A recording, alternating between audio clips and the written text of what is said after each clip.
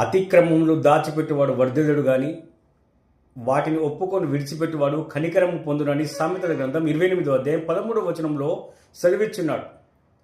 ప్రతి వారు మమ్మల్ని ఆకాశం నుండి దేవుడు చూస్తున్నాడనే భయం విడిచి ఒక్కొక్కసారి దేవుని కళ్ళు గప్పి కూడా చేసేటువంటి దుష్ట కార్యక్రమాలను గురించి పరిశుద్ధాత్మదేవుడు ఈ విధంగా సెలవిచ్చాడు.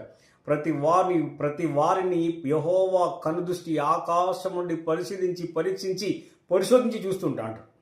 దేవుని కళ్ళకు మరుగైనది ఏది కూడా ఉండదు. పాతాళం అగాధం కూడా ఆయన కళ్ళకు స్పష్టంగా కనబడును కదా అని సెలవిచ్చున్నాడు. అంతేకాకుండా మానవుని హృదయంలో ఉన్నటువంటి ప్రతి ఆలోచన కూడా ఆయన ఎరుగును అని సెలవిచ్చున్నాడు. ప్రతి మనుషుడు తాను చేసినటువంటి చాటుగా చేసినటువంటి అపరాధములు, దోషములను, ప్రతి పాపమును దేవుని సన్నిధిలో ఒప్పుకొని విడిచిపెట్టాలి. కుక్క తన వాంతికి తిరిగినట్టు, కడగబడిన పంది మళ్ళీ బురదలోకి వెళ్ళినట్టు చేసిన ఒప్పుకొని విడిచిపెట్టే ప్రతి దాన్ని తిరిగి చేయకూడదు. పశ్చాత్తాపం నొందిందంటే మారు మనసు పొందుకోవాలి. అప్పుడు నీవు కనికరము పొందుకుంటావు. దేవుడు ఆ కనికరమునే కోరుతున్నాడు. దేవుడు బలిని కోరువాడు కాదు, కానీ దేవుడు కనికరమునే కోరుకునేటువంటి దేవుడు.